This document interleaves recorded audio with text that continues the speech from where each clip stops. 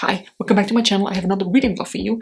I do enjoy these reading vlogs. This is in case you don't know, I'm doing Herkit, which is the hardest reading challenge you ever do. And one of the prompts is to read a new release from every month of the year. You have 60 days to do that. So either 60 days before, in case it's an ARC, or 60 days after, which is so nice. You know, last year it was 30 days within release. Needless to say, I did not finish Herkit 1, but I'm trying really hard for Herkit 2. So here we are, August release that I'm now reading in September. I started August 31st, does that count? Probably not. So this will count for August release and for BIPOC Asia because the author is from Hong Kong. You look at the bingo board and you have so many challenges and I have a really hard time to focus on one. As you can probably see from the logs, I'm hopping from one prompt to the other and I finished 2. That's it. Challenges has been going on for 2 months, which, you know, is still great. Two challenges in 2 months is great, but it's still like, it's not much progress. Long story short, August release and BIPOC Asia. So, this story, I will read to you what it says. It is, by the way, the author is the illustrator for Legend of Korra, which I have not watched. I think it's a series, right? It says Avatar, right? God, I know some anime and manga, but not all. And they're also the illustrator for Goosebumps graphic novels. And is the creator of the upcoming graphic novel Terminal Hope. And this is her debut novel. You are a very lucky young lady to be chosen by the Dread Beast. Alma, would not have chosen the beast, but when her mother falls ill, she's not left with the luxury of choices. After all, luxury was never something they could afford. Forced into a desperate bargain with her estranged father and his house, one of the noble families that serve the gods and wield their powers, she irrevocably binds herself to the dread beast, the most fearsome of the gods. However, it is a vow made in vain when death comes for her mother anyway. Now vengeance is Alma's sole aim. And she has a god on her side, a beautiful eldritch, I don't know what that means, eldritch monster with starlit hair, the beast that has chosen her. This starts off with Alma and her mother being kind of, I don't want to say outcast, but people don't really talk to them. You know, I think they have like 4 or 5 different churches that they could attend, but they don't attend any. And she doesn't have any friends, to the point where she makes up imaginary friends. I think a lot of kids have done that. They had an imaginary friend, and she is just the same. But even the kids are teasing her. I don't need a dad, I told him. He scrunched up his face. Everyone needs a dad. My father says your mother can't find a husband because she's a harlot. As the synopsis says, that her mother falls ill and she writes to her father because her mother said, if I die, there is a box underneath the bed and there's enough things in that you can sell them and then someone will give you a housing for the time being. And she finds a letter and then she finds out that, oh, that is her father's, so she writes to him in hopes of help, obviously, because she loves him and she doesn't want him to die. And her father shows up. He is a hand of the Dread Beast and he is from House Avera and they give their arms to the beast, which is literally true because the beast bites off their hands, the arms. They are arbiters of death, guided by his touch, you know, the Dread Beast.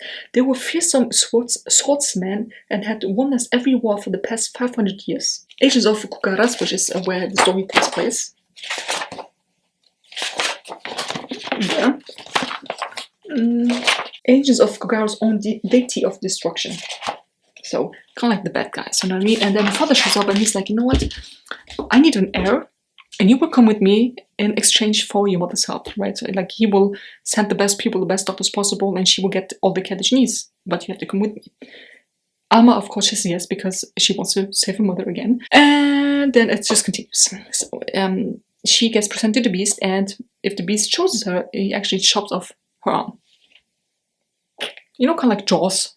Done. He does exactly that. She's left with a stump and she's like, what the fuck just happened? Turns out that her father obviously had some ideas and thoughts for himself because now that he has an heir, he can send her to the pilgrimage. Because when a star falls to Kugara, it brings with it powers beyond mortal comprehension. Because such power would be devastating in the wrong hands. There are people, whole organizations of them, who would happily worship a fallen star in their hopes of being blessed with its power. And then whichever pilgrim does Kugara the service of exterminating such a threat will bring glory to the house. My brother Maximus, his brother is literally called Maximus, good God, was the victor of the last pilgrimage. This time I intend for it to be me. He wants to overthrow his own brother because he's not fit for the role and he's just bringing chaos and destruction to the whole house and the whole place.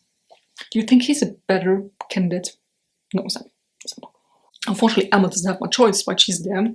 She lost her arm. The beast has chosen her. She has to do what the father says, even if she doesn't like it. And you remember when I told you that she has a imaginary friend? That is, plot twist, the Beast. That is literally the Beast, the Dread Beast. She calls him Aster. It's a little weird. Like, she makes up an imaginary friend turns out to be one of the most deadliest creatures that live in Kugara or whatever. Is that a sign? Is it because he actually manifests to her and she's the only one who can see him? He even, like, she had a cup of tea and he just tipped it over and, you know, everything. The servant actually almost had a heart attack because they thought, oh my god, what is happening? This is witchcraft. Yeah, she's the only one who can see the Beast, and I'm curious to see what has gone on because they met when she was 11, and now I'm on part 2, well, part 1. The first was the prelude. Part 1, the trials, and it's now 8 years later. So she's 19 years old, 18, 19 years old, whatever. The trials will begin now. She also met her cousin Kaim. I have no idea. Said he's a real piece of shit. Right, because her father said, Alma, you will get the best possible education you can have. Her mother actually taught her how to write and read. But, you know, it's clearly not enough. You know, this is one of the most noble houses that there is, so she needs the education. And he sends her in, and Kaim is there with his 8, I forgot what his name is. Fion. They were there, they had the lesson, and you can immediately tell that Kaim does not like Alma because he's like, oh my god, why is she here? She's a bastard, she's not even of pure blood, she doesn't belong here, she's not one of us, she doesn't even know the history, blah blah blah. Shut up. Like, if it comes to the trials now, I want you to be the first one he's her cousin, right? Like, the son of her father's brother, who is currently the first hand. So of course there's conflict, of course it is. And he's probably, I feel like he's very insecure because he's surprised that she's there. He's surprised that his uncle has an heir, and he probably doesn't think that she had any chance in the trials, but he won't be surprised. Let me tell you. So, anyways, that was a very long introduction. Alma, her mother was sick, wrote to her father, he came by, said, yes, I will help her, but you need to come with me because I need an heir in order to win this race, these trials. I want to become first hand to the Dread Beast. And now we're conspiring against him because the Beast also does not like Alma's father. Neither do I, neither does Alma, nobody likes him. Maybe Fion, or Fion? The aide that Kaim has. Maybe he comes in handy. Maybe he will actually help her. I'm going to read now because I'm super excited to read that book. Let's check it off, of course. Also, the Beast has chosen her. Do you think that will be like a romance type of situation? Because that would be a bit weird because they've known each other since they were literally children, and given the fact that he's a beast, I'm sure that he's not much older. I see when I have some progress. Bye. Alright, very quickly, I have finished this book now. I actually finished it like 4 or 5 days ago, even longer. And I started it in August, right when it came out. It's now October, as you may know. Depending on where I live, you might as well feel it outside, and I have the heater on. It's cold. Yeah, I don't know why it took me so long. There was a time where I didn't read at all. I got a new release in for September, which was the Dan Brown one that had almost 700 pages, and I'd rather read this, you know, Dan Brown one, than this one here. I don't know what it was. Did it put me into a reading slump? I have no idea. The story is not even bad, right? I like the whole idea behind the girl who is, I don't want to say possessed by the beast, but still, you know, like, he's always on her side.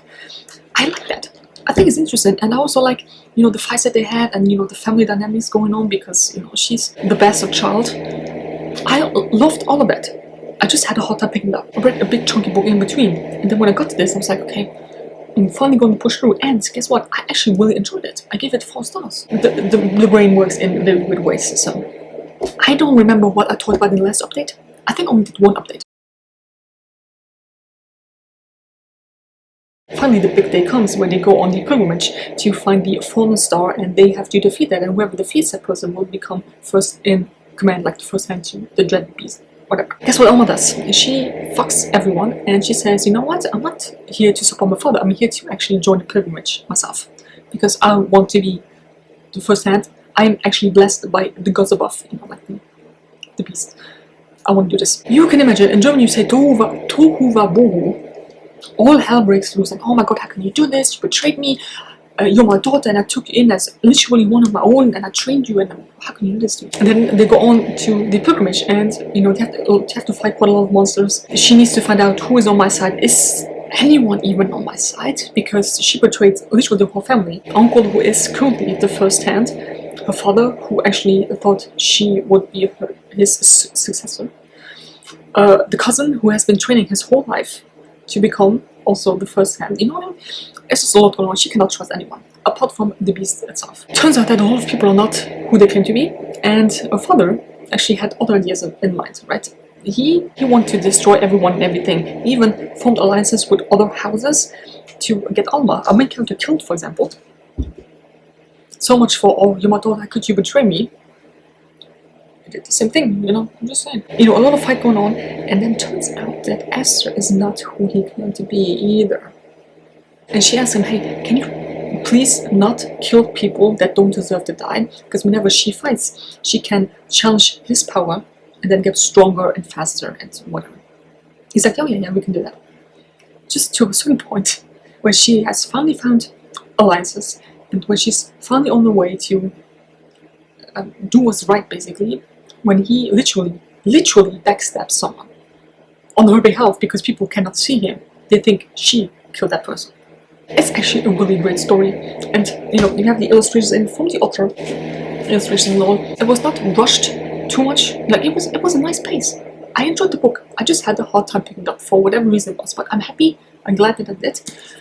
I don't want to tell you too much about it, right? With these reading vlogs, even with the Dan Brown one, which I will link here, I don't want to give too much away. Yes, I'm giving spoilers. Esther is not who he claimed to be, and he literally backstabbed not only the person, but also Alma. If you want to read the story, you have to read it yourself to know what's happening and how it's ending. Yeah, this will go on to my Asian literature shelf now, with W for Wong. Is it annoying you that the small paperbacks are next to the tall hardcovers? I don't really mind it. That was it. Let me know if you read the book and what you think of it. I had a good time, and I definitely want to read more from the author. I think was the author not involved in Legends of Korra or something like that? I think so. So yeah, I hope you enjoyed this. This vlog was literally months in the making. Literally. So I hope. Do you know what the next new release is that I purchased for October? Made by Ellie Hazelwood, which is the second book in the Bright series, or duology, whatever. If you read the first one, you know it's very spicy. But I have committed to do the new releases in a vlog, so it will probably be very awkward. Like, I do like listening and reading to spicy scenes, but I also want to get it over with. You know what I mean? Like, I don't need 10 pages of just a smut. I hope it's not going to be that. Oh my god, it's going to be so embarrassing. But anyways, I hope you enjoyed this video. I hope you enjoyed the book. Let me know what you thought about the book. Do you think it was too fast, too slow, or was it just the right pace? And I'll see you in my next one.